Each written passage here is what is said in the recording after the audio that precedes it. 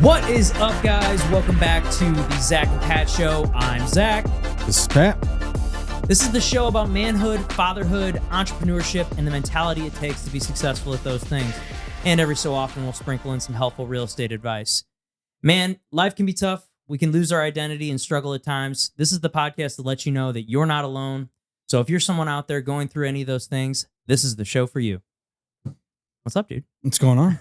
Oh, not much. Yeah. Just it's a Monday episode, so let's get our week started off right. Yeah. Anything notable happen for you this past week? We're starting to see an uptick in activity. Got some contracts that came through over the weekend that were multiple offer situations and over asking and seller appraisal gaps and all sorts of stuff. Yeah, dude. I got 2 buyers under contract this past weekend, and both offers were over asking. Yeah. So One had an escalation clause. So yeah, one of mine did as well. One of mine had an escalation clause, and the other one was just a couple grand over asking. But still, we're starting to see it again. It's coming back. Yes. So if you're out there looking to buy a house this year, my advice for you would be, get in sooner rather than later, just because it's only going to get worse as rates come down. I think things are just going to keep getting more competitive. And, honestly, it's going to be a lot of the stuff we're talking about today. Some of these articles we pulled up. Absolutely. Yeah, we're going to be doing a deep dive into some articles we found on the internet about real estate and discussing that. But before we get into that, wins and losses. What was a win? What was a loss for you this past week? Yeah. So this past week on Friday, I closed. So my win for this past week, this past Friday, I closed on a new investment property for me and my business partner.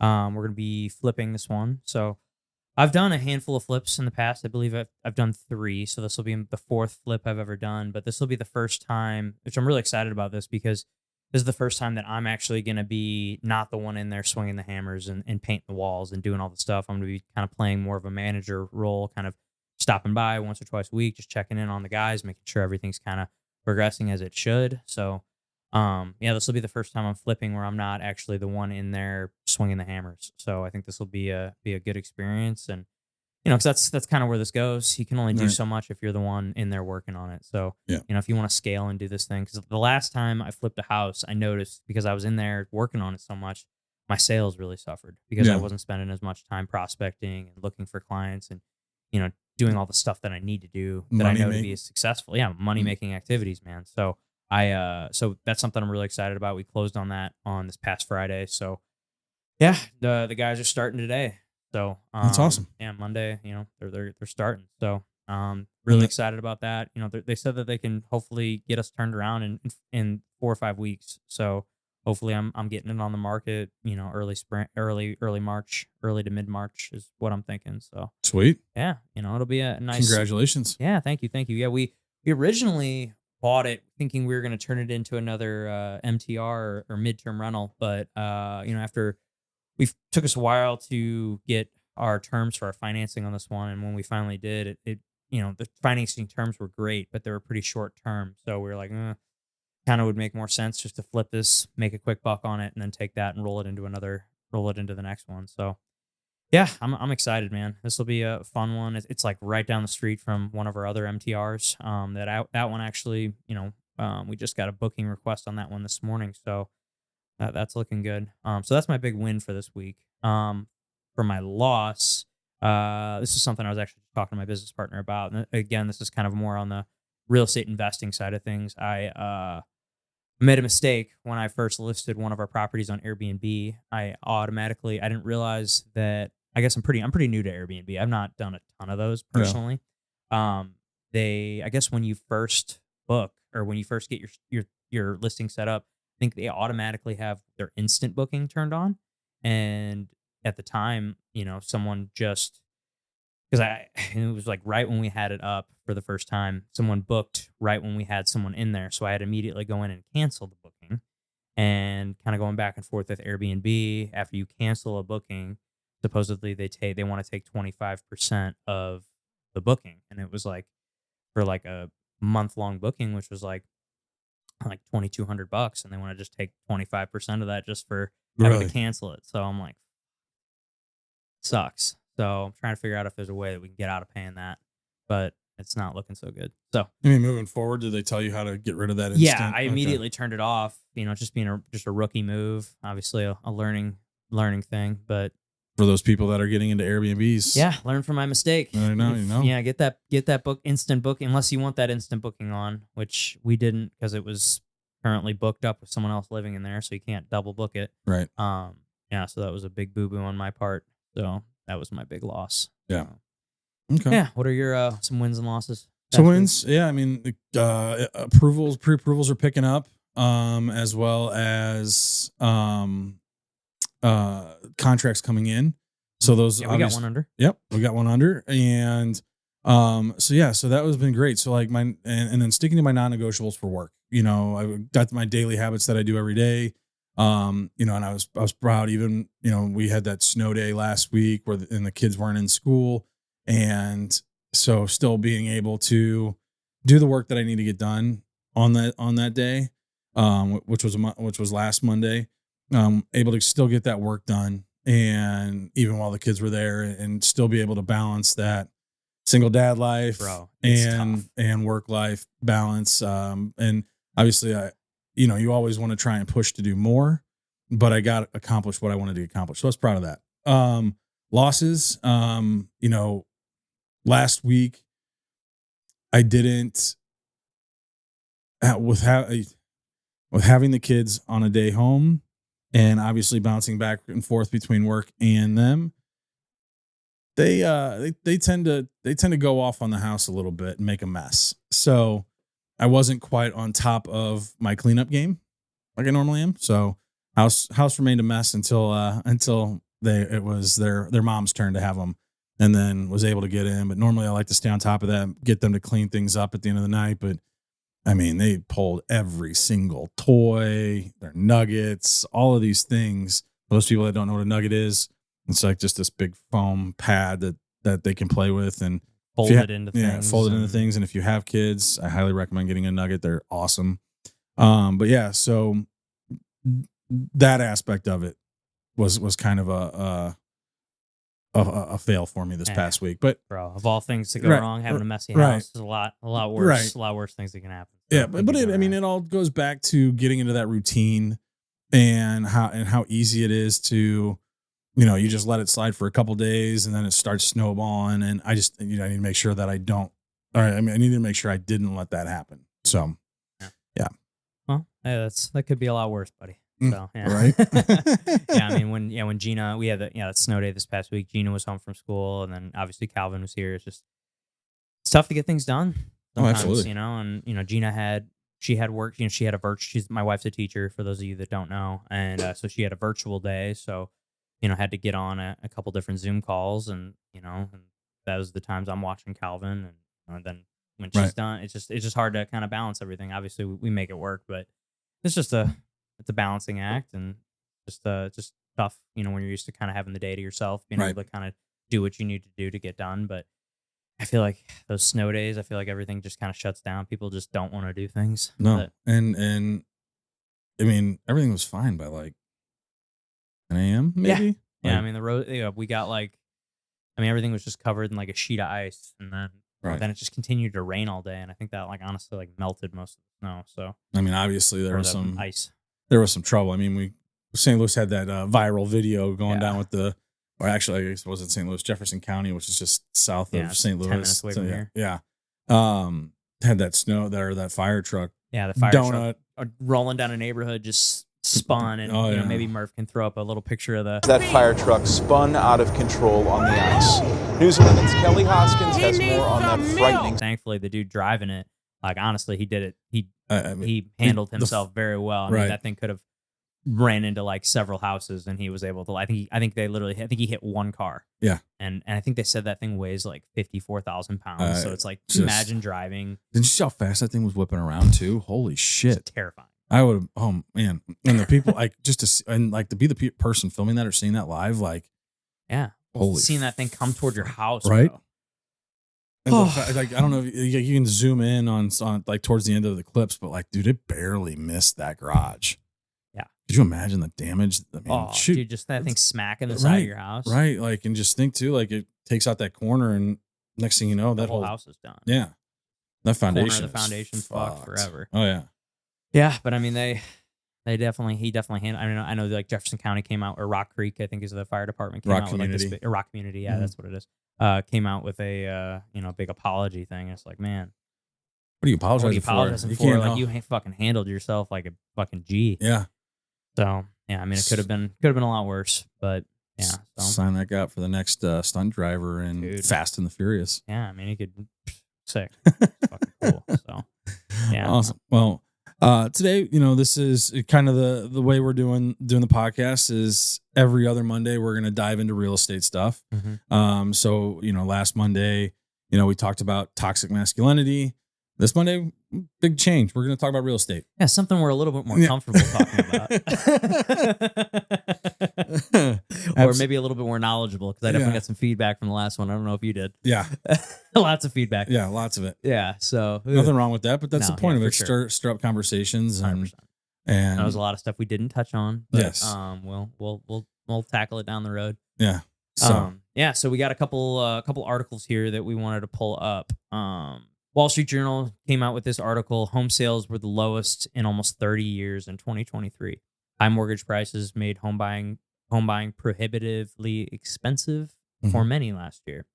So obviously, you and I saw a lot of this. We saw a lot of people. The high interest rates knocked a lot of buyers out of the market, and it was a slow year for most agents. I did see another article that we were considering pulling up that, like, I think it was like 49% of licensed real estate agents last year sold one home or less, which is a wild fucking stat. I mean, but also have- let's look at it too. I mean,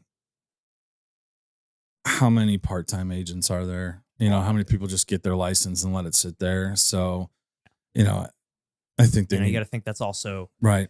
agents that are maybe, or people that, like, investors that maybe buy it as or they have Right. their license and they use it just to list their own flips, or they use it for other purposes. But Yeah.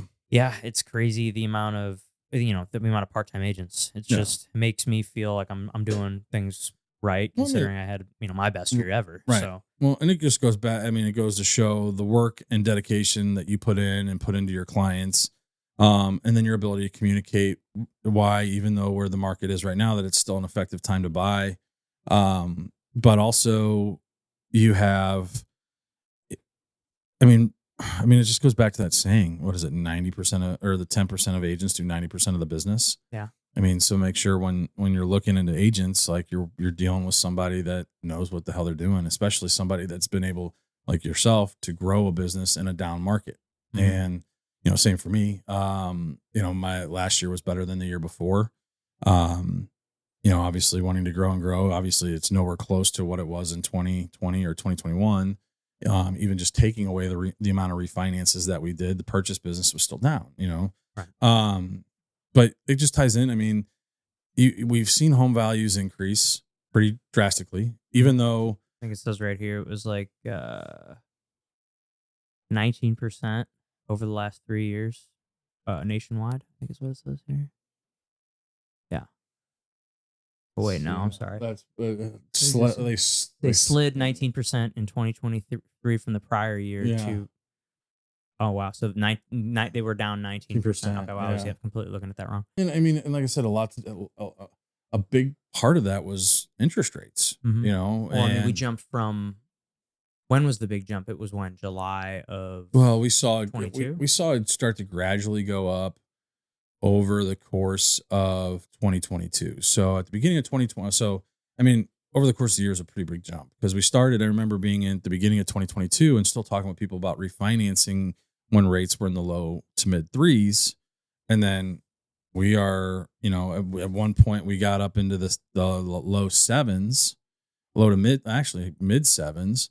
And then towards the end of the year, once we started to get new inflation numbers to come out and saw inflation was starting to drop, we saw a little bit of, rates drop back into the mid to high sixes by the end of the year, going into the start of 2023. Well, from the start of 2023, we saw rates peak in the eights.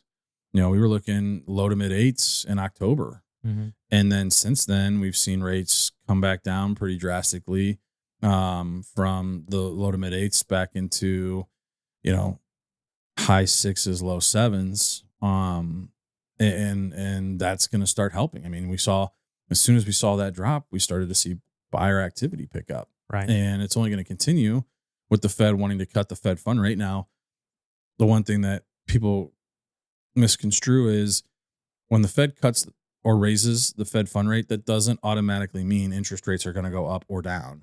It just depends on where we're at in the economy. So like early on, when inflation was really starting to rise and the Fed was raising the Fed fund rate, that was a good thing because they were trying to combat inflation. So anytime they raised the Fed fund rate, we actually saw interest rates decrease. They would drop as soon as they raised the Fed fund rate.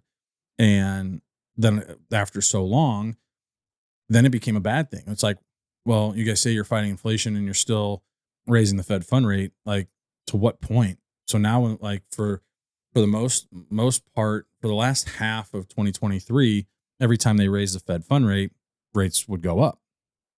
So it's not always, hey, they're raising the Fed fund rate, rates are going to go up, or hey, they're dropping the Fed fund rate, rates are going to go down. Now, heading into this year, where they're talking about raising or lowering the Fed fund rate, it's going to have the same initial impact that it did when they were raising the Fed fund rate. It's going to cause rates to drop, just because they feel like they've got inflation under control. The biggest thing right now is employment data, and employment data is coming in it's still coming in stronger than expected, and it's kind of keeping us from really seeing a drop in rates. But as soon as we start to see the unemployment rate rise, jobless claims, so people filing for unemployment for the first time, we're going to start seeing, and those numbers start to rise, we're going to start seeing interest rates drop even more. And then add in a recession, which they're projecting we'll have an answer on that by fourth quarter of this year. And that could cause rates to drop. So Fannie Mae, I think, was projecting rates to be back into the high fives by the end of this year. So anytime the rates are continuing to drop, that's just going to bring more and more people. So like I'm like looking into this, I'm comparing what this year to 2020. Mm-hmm. And then next year, when rates are back into the fives, firmly in the fives, as they're predicted, that's going to be a repeat of 2021. Yeah. So, if you're waiting around for home prices to go down, you're going to be waiting a long time, just because not only are more buyers going to be entering the market, driving the prices up, we're still have a drastically short supply of inventory. Oh, absolutely. There's still, I think I saw a stat that like 40 something percent, I think it's like 45% of the country has an interest rate below 4%. Yeah. So it's like most of those people are not going to move unless they absolutely have to. Yeah, and I can't remember the article that I saw, but it was something along those lines where like 50% of people that would, or 50% of the people that would be willing to sell are waiting for rates to come back in the fives, because they're going to have to buy another house. But sure. And here's the thing: people think, well, as people start selling their homes and listing their homes, well, yeah, we're going to have more listings, mm-hmm. but you're also adding more buyers to the pool. So it's really kind of a wash. Yeah. Because those people have to go somewhere. Right. And I mean, the one good thing is we just got builder sentiment the other day. Like, so they survey builders and what their thoughts are and on the economy and where they're at. And we're starting to see builder sentiment rise, meaning they're wanting to start building again. I know we saw a decrease in that. I mean, we've got some local builders here that are all about just buying up as much land as they can and throwing up, okay homes. And we know who we're talking about. Yeah, we do. We're not going to say any names. Yeah, we got a closing with them this month, so I'm not going to talk shit. But anyway, there's still builders out there buying land, building homes, but it's drastically slowed down from where it was because of those higher rates. People, when you're building a house, for people that don't know, you're going under contract, and turn times now for most builders are about a year. And there's 9 months, so yeah. and there's a lot that can happen, especially those people that went under contract in 2022 or 2023, and rates shot up. I mean, there's long-term locks and things that you can do to protect yourself, and we did a lot of those. But it's still not. It's still, you still have to be prepared for a potential higher payment when doing new construction. So those builders were seeing a lot of people no longer qualified to purchase. And so they got scared and kind of shut things down. I know my business partner and I especially my business partner has a really good relationship with a builder in Jefferson County, and they just kind of stopped building. So Yeah, that's the issue because I mean, it all comes back to the supply. There's so many like first time home buyers out there that are just kind of that there's not homes out there for them. Like we were having a conversation earlier today with Bree at the gym. Yeah. Like that new first time home buyer price, at least in St. Louis, is right around 200,000. I mean, that's kind of where if you're wanting to buy something in a decent area, that's that's really kind of where you need to be. Yeah, To be honest, and I it's mean, sure you can find things for less than that. I have several clients that I've helped buy houses for much less than 200, but they're not they're few and far between, and there's going to be some some things about the house that you might not be super fond of, right. or the area, or these other things. There's it just is where it is, and that's unfortunately that's where things are. We've just seen some crazy appreciation over the last 5 years, and I mean really over the last 3, but it's just made things more expensive. But look around, I mean everything's more expensive right now. I mean go to the grocery store and try not to spend $100. Right, pretty much impossible. Well, I'm just glad the media's kind of stopped talking about a crash, a real estate crash. God, Like I haven't seen anything about a crash in a really long time. But for a while there, they were talking about a real estate bubble. But that's the thing is like, no, because real estate is the basic principle of supply and demand. Right now, demand is through the roof and supply is the lowest it's ever been. And what are they? I think we're like 5 or 6 years behind on inventory. Like that, yeah. So we're gonna continue to be behind on stuff like that. So it's like, where is this crash gonna happen now? Eventually, yeah. As soon as supply and demand catch each other, there's gonna be kind of a slowdown. We won't see the massive appreciations that we're seeing, but I do think that's needed because things have gotten out of hand quickly. I mean, it's a balancing act. Yeah. So, but I don't see us anytime soon having a collapse of the real estate market. If we did, I mean, that's like one of the biggest parts of our economy and would definitely screw things up. So, but yeah, I mean, I'm glad we're not hearing that, the media is not spewing that out. Like it's just false. Like it's just a false narrative that they're putting out there. And I'm glad they finally realized it. Yeah. So definitely. All right. Well, let's get into our next one. So, this one's for you, buddy. This is more your ballpark than me. Falling mortgage rates should boost home sales, Fannie Mae says. So, for those of you out there that don't know, maybe Pat could give us an explanation on who Fannie Mae is.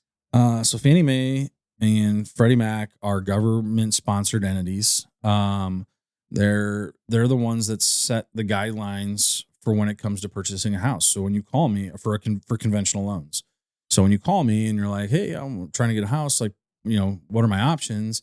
And we're looking at the different options. If you qualify, we're going to look at Fannie Mae and Freddie Mac. They're 2 conventional loans. They also they do a lot of research and analysis of the markets and things like that. So everything's so everything in there, what they're seeing is saying that, and this is just, in my mind, this is just a general, headline to get your attention because again, we're still short on inventory. So I don't see we're going to have lower interest rates, which might drive more people to list their house, but more buyers coming into the market. And so there might be a slight uptick to that, but I don't know. We will see potential more business this year just because lower rates are going to cause more people to list their house and want to move away from the lower rates because it's not going to be as high as it was last year.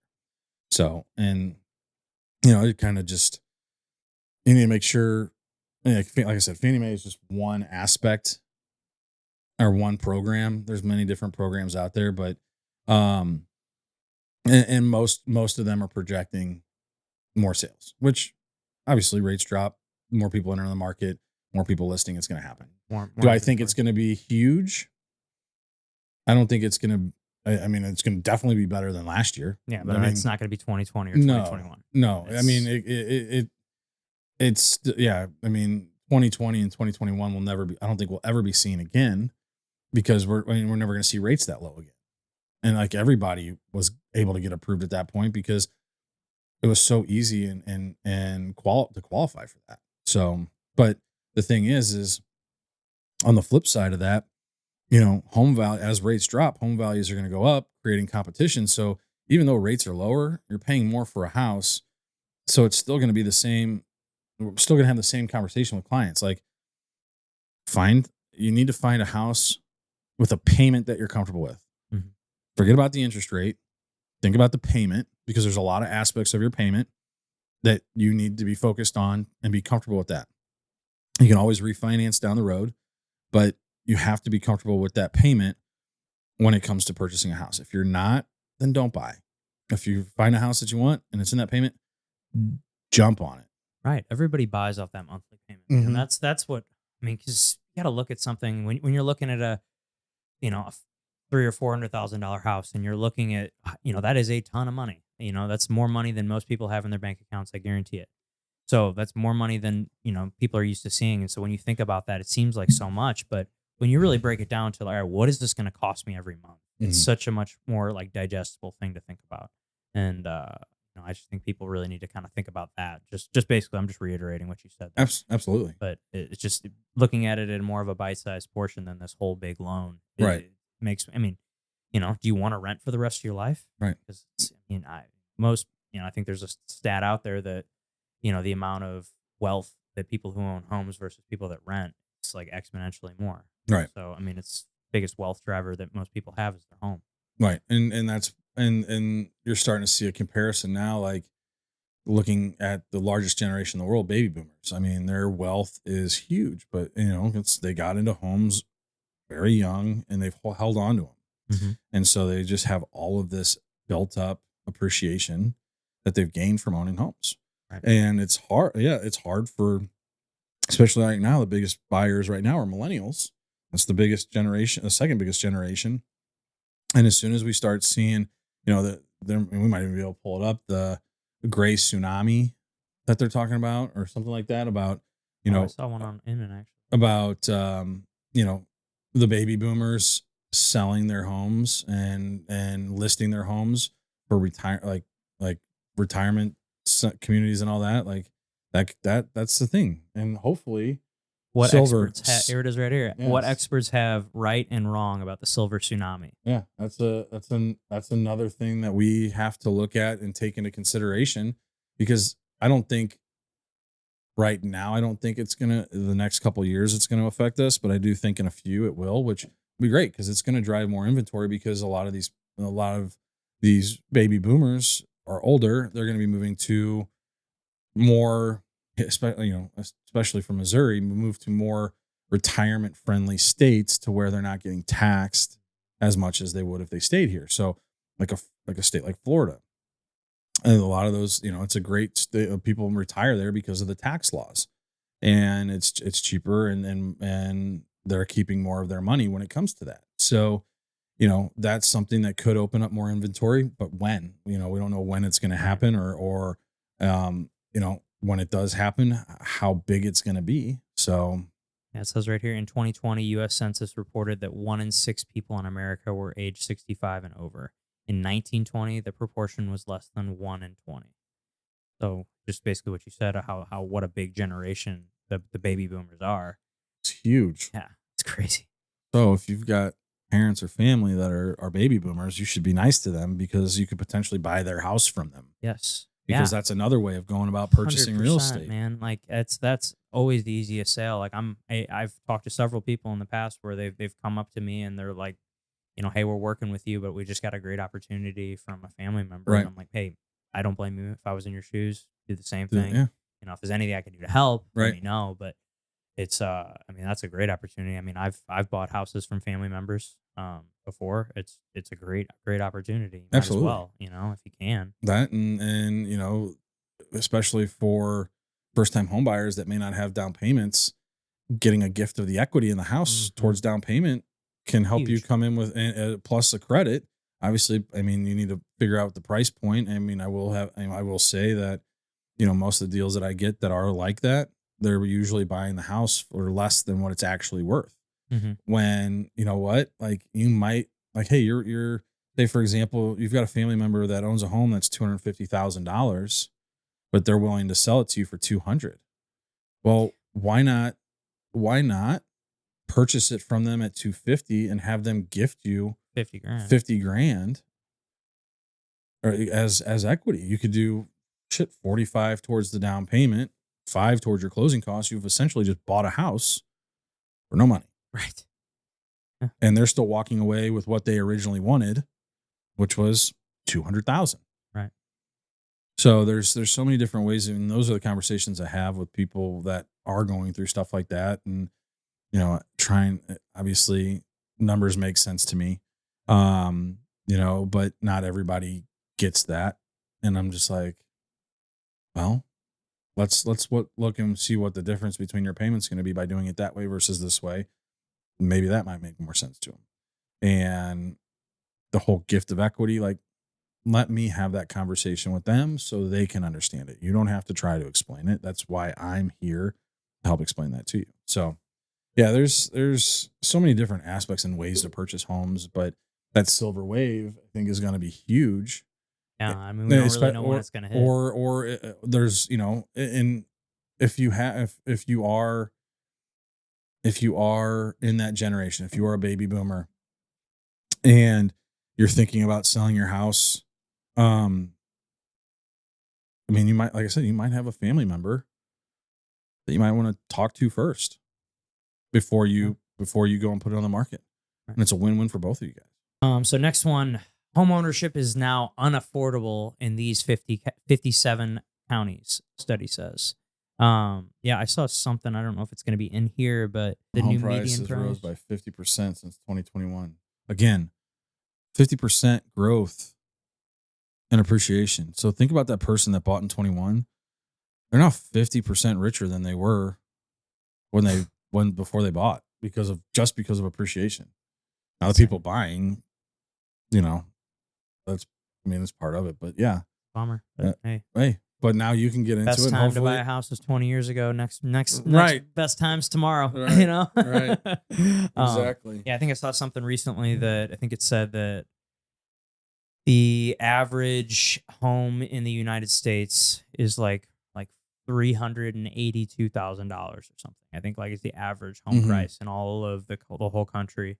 And to afford that, you need to be making you would know better than me, but I think you need to be making around like $115,000. So here's my problem. And I did a video on this. If you go back through my social media, I like this article better because it's actually breaking it down per area. Like this one has got. Yeah, this is an article on the Hill, by the way. Right, and so yes, in certain areas, I mean, shoot, I think it came out about a month ago that only like 20% of people that live in California are actually able to afford to live in California. I believe that. But when you got to look at your individual area, and there's tools like you can Google Fannie Mae or Freddie Mac. You can Google their average medium income per zip code. And it'll tell you what the average medium income is. Now it's household income, but 50% of that obviously is what they feel is a single person, and 80%, because there's programs based around this. But I mean, I'll be honest, a lot of the stuff that I'm seeing now, especially kids coming out of college, they're making $60,000, $70,000 a year. But if you go and look at the household income, and like here in St. Louis, I thought when I did the video, I think the average sales price was right around $290,000, but with an average medium income of $100,800, people in St. Louis with a household income of that, can very easily afford that. Right. Based on, as long as you don't have an exuberant amount of monthly expenses or liabilities, and you're not living outside your means, you should be able to stay away from those high credit card payments and expensive car payments if you're trying to buy a house. Absolutely. Best thing I can best advice I can give you. Absolutely. You want to make sure that You you're get a garage before you buy the Benz. Yeah, you know? exactly. I had one client, he was a musician. He bought a very expensive drum set right before closing, which would have killed the deal. I'm like, dude, just go return it, get a receipt that you returned it, we'll get it removed from your credit, and Go buy it after we close. buy it after we close. You know, Damn. because if you keep that drum set, it's gonna be on the street with you because Yeah. it ain't going in a house can't because go in a house 'cause you can't buy it. You're not getting that house. So, Yeah. but yeah, so it's yeah, there's like certain areas, and that's the thing. I wish they would. They're obviously they want it's clickbait, but I think they should do on the flip side. Hey, here are the 50 most affordable areas, or Right. do it. It's always the negative do shit. it. Do it per state. Like, hey, here's the most affordable areas to purchase in each state. Yeah, or I what saw- the major whether or just do the major cities, Mhm. which unfortunately I don't think St. Louis ever gets qualified because we're broken up into St. Louis City and St. Louis County. I saw But- a girl. She's a great follow on Instagram. She's a real estate investor. Her handle, I believe, is Lattes and Leases, and she's a real estate investor. And she did a post. I want to say it was last week. I think it was like the 12 most or the 12 best or 12 most affordable cities to buy rental property or Mhm. something. And St. Louis made the list. Yeah. I thought that was super cool. Yeah. Yeah. Yeah, there's a lot of cool there's a lot of articles like that come out. I remember when I first got in the business, maybe it was a year or two in, but St. Louis was ranked as one of the best real estate markets in the country. Really? Yeah. And then, I mean, we usually there's usually some part of St. Louis or St. Louis County that's going to get recognition. I mean, like where I'm at in Baldwin usually is in the top 10 every year of safest places to live in the country, which is awesome. Hell yeah. That's part of the reason why I moved there. And not to mention just the people, just Great area, it's man. friendly people. Love it over there. But yeah, I mean, and in school district wise, like every year, there's always one or two school districts that are always in the top like 25 in the nation. So it's there and it's affordable here. I mean, shoot, how many investors do you have that are from the coast that are buying up properties here in St. Louis? Several. Because they can, and Right. it's You can buy a house for $200,000. yeah. Yeah, you can. Yeah. Yeah, and you can get a 3-bedroom, 2-bath for $200,000 in certain areas. Yeah, damn right. Yeah, and you're going to turn around and you're going to make money on it because of what you're paying for that house and what you can charge in rent. Right. So but it's just there's so much that goes into it, and in order to really dig into these episodes or dig into this affordability that the unaffordability of real estate right now, you really have to know your area. And the only way you're going to do that is talking to a real estate professional and a mortgage professional that knows this stuff. Like I said, not all. No, we just 49% of real estate agents only did one transaction. I'm sure. I mean, shit. From 2021 to where we're at now, 2021 there was 300,000 licensed loan officers to where we're at now. I think there's right around 80.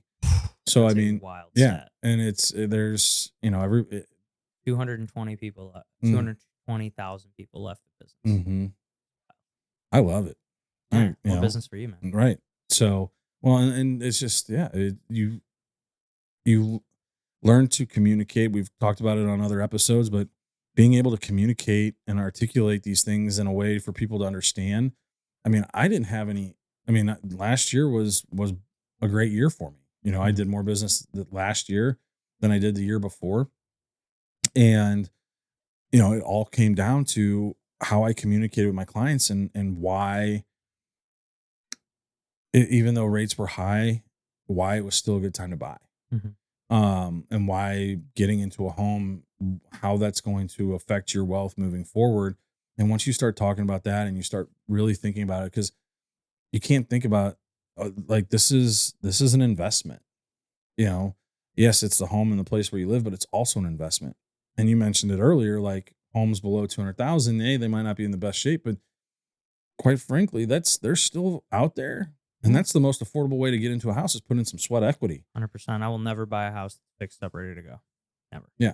That's like, I mean, look at this house. There's a lot that needs to be done still. But, Mhm. Before we sell it or move on from it or do whatever, I mean, I'm certainly going to do all these repairs that, we need to do to it. So, Exactly. I just think that's the best advice I can give anybody. I mean, I get it. You don't want to move into a house and have to do a bunch of work, but if you're really trying to make that money on it, then I mean, buy something that's a live-in flip. Yeah. I think that's the best way to do it. I mean, shit, I built a brand new house, and the day we closed, by 10 p.m. that night, we had everything ripped out of it. We just did super basic stuff. With how much they upcharge on some of that stuff and knowing contractors, Right. we were able to customize the house and get things that we wanted way cheaper than what the builder was going to do it for. And the value of our home went from, in 1 year, gained almost $100,000 in 1 year. So, there's things that you can do, whether it's a brand new house or it's an existing home. There's always things that you can do to build sweat equity. And if you're in a market and you can't find what you're looking for at a higher, at where you're at, look at something that's been on the market for a little while at a cheaper price point. It may not have everything that you want, but you can go in and fix it up and make it your own. Damn right, man. Yeah. Well, I think that's a good place for us to stop. We'll wrap it up. Absolutely. So I appreciate everybody listening today. Make sure to follow Pat and I on Instagram. I'm at Zach_Fagus. Pat's at STL_mortgage nerd. Make sure you tell a friend about the show, like, subscribe, and we will see you on Thursday. See ya.